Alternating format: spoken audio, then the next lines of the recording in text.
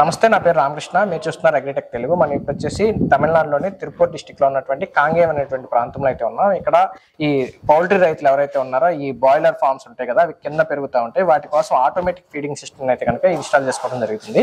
ఈ automatic feeding system వల్ల దాదాపుగా 8,000 10,000 బర్డ్స్ కూడా కేవలం ఒకే ఒక మనిషి మొత్తం ఫీడింగ్ కానీ వాటరింగ్ కానీ కంప్లీట్ మేనేజ్మెంట్ అంతా చేసుకోవచ్చు అని చెప్పేసి ఈ ఆటోమేటిక్ సిస్టమ్ అయితే ఉపయోగించడం జరుగుతుంది.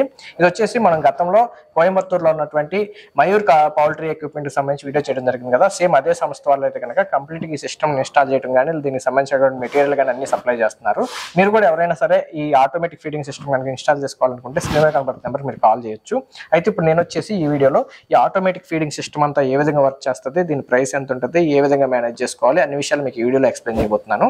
ఇంకా మీరు మన ఛానల్ సబ్స్క్రైబ్ అవ్వకుండా ఉంటే ఇంకా తప్పకుండా సబ్స్క్రైబ్ అవ్వండి. పక్కన ఉన్న బెల్ ఐకాన్ క్లిక్ చేసి నోటిఫికేషన్స్ అనేవి చేసి పెట్టుకోండి. అలాగే మన ఛానల్కి సంబంధించినటువంటి ఇన్స్టాగ్రామ్, ఫేస్బుక్ పేజ్ లింక్స్ కూడా కింద డిస్క్రిప్షన్ ఇవ్వడం జరిగింది. తప్పకుండా ఫాలో అవ్వండి.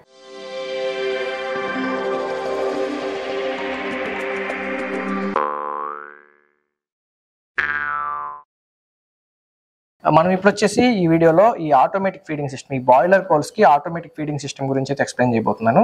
ఈ ఆటోమేటిక్ ఫీడింగ్ సిస్టమ్ వల్ల ప్రయోజనాలు ఏంటని కనుక చూసుకుంటే కనుక ఇది దాదాపుగా 8,000 10,000 కోళ్ళు ఉన్నా సరే జస్ట్ ఒక మనిషితో ఒక మోటార్తో మొత్తం ఫీడింగ్ ఇవ్వచ్చు. మామూలుగా ఏంటంటే ప్రస్తుతం మార్కెట్లో లేబర్ ఖర్చు అనేది రోజు రోజుకి పెరిగిపోతుంది. కూలీలు అనేటువంటిది దొరకనటువంటి పరిస్థితి.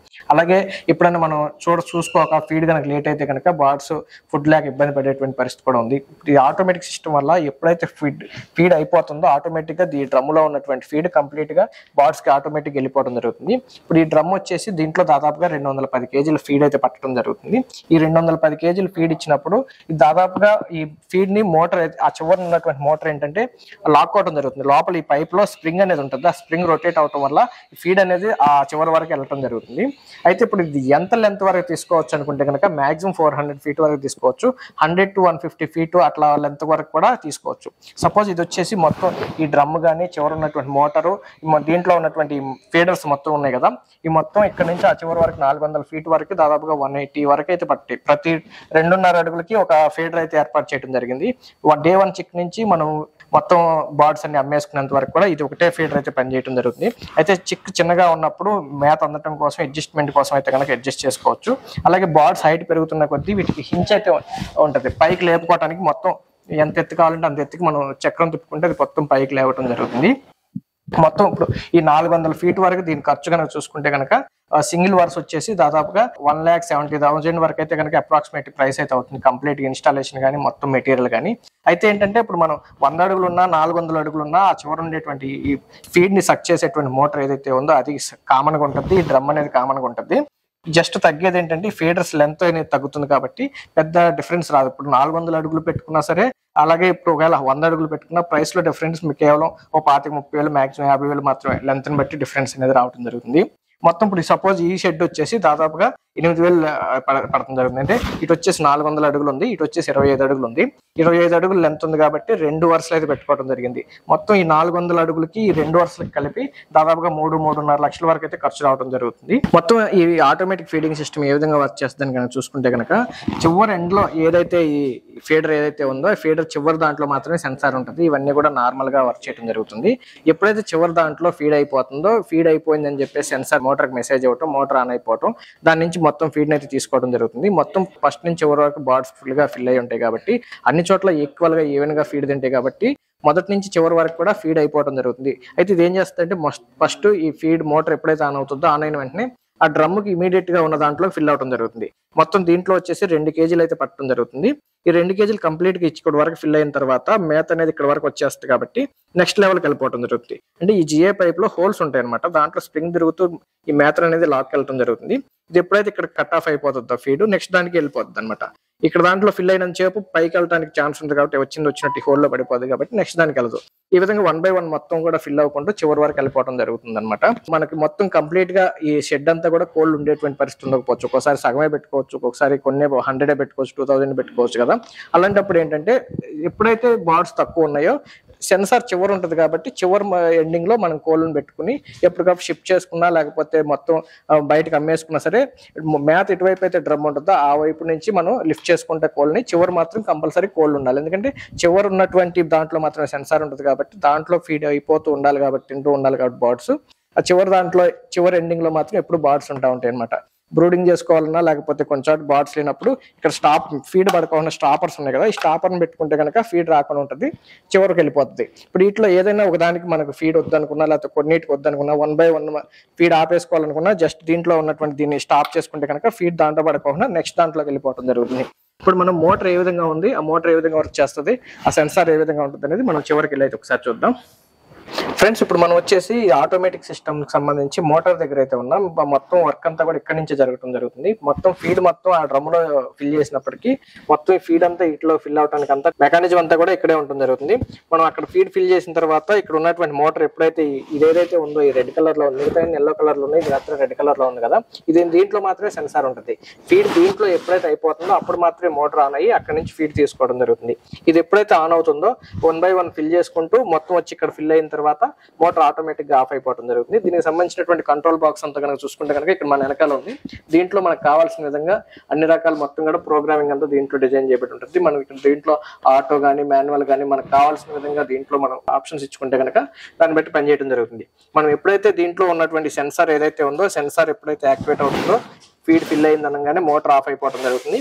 దీంట్లో కూడా బార్డ్స్ తింటా ఉంటాయి కదా, మొత్తం పైనుంచి చివరి వరకు కూడా బార్డ్స్ తింటా ఉంటాయి కాబట్టి ఈవెన్ గా అయితే మొత్తం అన్ని బార్డ్స్ తింటాయి కాబట్టి ఇక్కడ ఎప్పుడైతే అయిపోతుందో అప్పుడు మాత్రమే మోటార్ ఆన్ అయిపోవడం జరుగుతుంది. సపోజ్ ఒకవేళ దీంట్లో ఫీడ్ కనుక తినగట్లేదు అంటే కనుక ఆటోమేటిక్ సిస్టమ్ అనేది పనిచేయదు. కాబట్టి మొత్తం కంపల్సరీ దీంట్లో ఫీడ్ అయితేనే మిగతా కూడా ఫిల్ చేసుకుంటూ రావడం జరుగుతుంది. అయితే ఒక్కొక్కసారి ఈ సెన్సార్ పనిచేయక ఓవర్ఫ్లో అయిపోయేటువంటి పరిస్థితులు ఉంటే కనుక మొత్తం ఫీడ్ అంతా కూడా చివరికి వచ్చేటువంటి అవకాశం ఉంది. దానికోసం ఎక్స్ట్రా ఇంకో సెన్సార్ కూడా ఇవ్వడం జరిగింది. ఎప్పుడైతే ఇది ఫిల్ అయిపోయి ఓవర్ఫ్లో అయిపోతుందో ఒకవేళ కింద ఉన్నటువంటి రెగ్యులర్ సెన్సార్ కనుక వర్క్ చేయకపోతే కనుక ఈ సెన్సార్ యాక్టివేట్ అయ్యి ఎప్పటికప్పుడు కట్ ఆఫ్ అయితే చేయడం జరుగుతుంది. ఎప్పుడైతే ఇది ఓవర్ఫ్లో అవుతుందని చెప్పేసి మనకి ఎప్పుడైతే ఆ మోటార్ ఆన్ అవ్వట్లేదు అన్నప్పుడు దీన్ని చూసుకున్నప్పుడు ఆ సెన్సార్ చేంజ్ చేసుకుంటే సరిపోద్ది. మొత్తం మీద కంప్లీట్ గా ఈ టెక్నాలజీ సంబంధించి ఏదైనా చిన్న రిపేర్లు వస్తే ఒక 2 years తర్వాత వచ్చినా ఒక 1000-1500 మాత్రమే మాక్సిమం మెయింటెనెన్స్ ఉంటుంది, అంతకు మించి అయితే ఏముండదని చెప్పేసి కంపెనీ వాళ్ళు చెప్తుంది జరుగుతుంది. అలాగే ఇప్పుడు ఇది వచ్చేసి బార్డ్స్ హైట్ ని బట్టి మనం పెంచుకోవడం కోసం దీన్ని తిప్పుకుంటే కనుక ఎంత హైట్ కావాలంటే అంత హైట్ మనం పెంచుకోవచ్చు. అలాగే మొత్తం బార్డ్స్ ఎప్పుడైతే లిఫ్ట్ చేస్తామో ఒకవేళ మనం ఈ రోజు బార్డ్స్ లిఫ్ట్ చేస్తాం కానీ ఇక్కడ ఫీడ్ ఉందనుకోండి, కింద మనం ఓపెన్ చేసేసి క్యాప్స్ ఓపెన్ చేసి దీన్ని అంతా కూడా సంచిలోకి మనం తీసేసి రిమూవ్ చేసి మళ్ళీ స్టోర్ చేసుకుని మళ్ళీ తర్వాత కావాల్సినప్పుడు తెచ్చుకోవడానికి అయితే అవకాశం ఉంటుంది. అలాగే మనం క్లీన్ చేసుకోవడానికి కింద మొత్తం బ్యాచ్ కి మధ్య క్లీన్ చేసుకోవడానికి మనకు కావాల్సినంత హైట్ గా దీన్ని లేపేసుకుని మొత్తం కంప్లీట్ గా అయితే మనం క్లీన్ చేసుకోవచ్చు. అలాగే వీటికి సంబంధించి నిపిల్స్ కూడా అన్ని కూడా ఆటోమేటిక్, ఫాగర్స్ కూడా ఏర్పాటు చేసుకోవచ్చు. ఇప్పుడు ఆల్రెడీ సమ్మర్ కూడా రాబోతుంది కాబట్టి వాటర్ మేనేజ్మెంట్ కూడా చాలా ఇంపార్టెంట్. ఈ కంప్లీట్ గా ఫీడ్ మాత్రమే కాకుండా కంప్లీట్ వాటర్ మేనేజ్మెంట్ కానీ లేకపోతే బార్డ్స్ కి కూలింగ్ కి బయట ఉన్నటువంటి టెంపరేచర్స్ కి అనుగుణంగా ఈ ఫాగర్స్ ఆన్ అవటం కోసం ఇది కంప్లీట్ గా ఫుల్లీ ఆటోమేటిక్ సిస్టమ్ అనమాట. మొత్తం 8000 బార్డ్స్ ఉన్నా ఇలాంటి సెట్స్ ఇంకో 2-3 ఉన్నా సరే ఒకే ఒక మనిషి జస్ట్ పైన అంతా కరెక్ట్ గా వర్క్ చేస్తున్నా లేదని చూసుకుంటే సరిపోతుంది అనమాట. జస్ట్ స్పై చేసుకుని చూసుకుంటే సరిపోతుంది. ఎందుకంటే అంతా కంప్లీట్ గా ఆటోమేటిక్ గా జరుగుతుంది. మొత్తం అక్కడ వచ్చేసి ప్రతిరోజు ఉదయం ఒక 210 kg పడుతుంది కాబట్టి ఆ డ్రమ్ లో ఫీడ్ ఫిల్ చేసుకుంటే సరిపోతుంది అనమాట. అలాగే వాటర్ కానీ రెండోది వచ్చేసి స్ప్రింక్లర్స్ బయట ఉన్నటువంటి టెంపరేచర్ని బట్టి ఈ ఫాగర్స్ ఎప్పుడైతే ఆన్ చేసుకుంటే దానికి ఉన్నటువంటి టెంపరేచర్ని బట్టి మనం ఫాగర్స్ ఆన్ చేసుకున్నప్పుడు ఈ బార్డ్స్ కి కూలింగ్ అనేది రావడం వల్ల సమ్మర్ ఎఫెక్ట్ అనేది వాటికి ఉండకుండా ఉంటుంది. ఈ కంప్లీట్ గా వీళ్ళ ఆటోమేటిక్ సిస్టమ్ అసలు ఇది ఏ విధంగా వర్క్ చేస్తుంది అనేది మీకు ఫస్ట్ నుంచి చివరి వరకు అయితే విజువలైజేషన్ అయితే మీకు చూపిస్తాను. ఒకసారి అది చూస్తే మీకు క్లియర్ గా అయితే అర్థం అవుతుంది. ఒకసారి ఆ వీడియో చూడండి.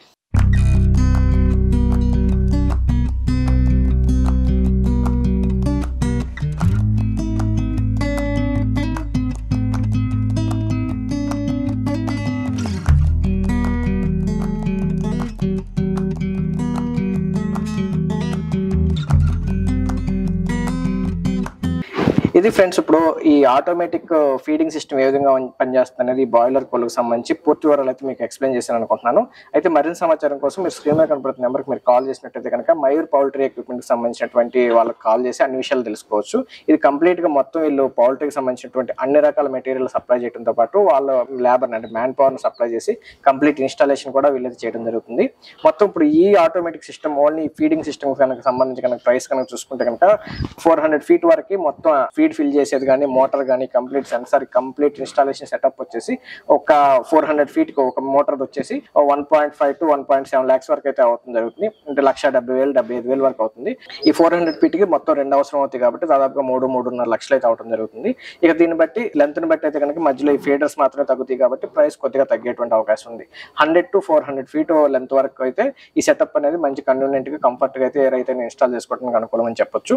ఇది ఈ రోజు వీడియో. మరో వీడియోలో మళ్ళీ కలుసుకుందాం. ఇంకా మన ఛానల్ సబ్స్క్రైబ్ అవ్వకుండా చూస్తుంటే వెంటనే సబ్స్క్రైబ్ అవ్వండి. పక్కన ఉన్న బెల్ ఐకాన్ క్లిక్ చేసి నోటిఫికేషన్స్ అనేది తీసుకోండి. అలాగే మన ఛానల్ సంబంధించిన ఇన్స్టాగ్రామ్ ఫేస్బుక్ పేజ్ లింక్స్ కూడా కింద డిస్క్రిప్షన్ లో ఉంటుంది. తప్పకుండా ఫాలో అవ్వండి. Thank you.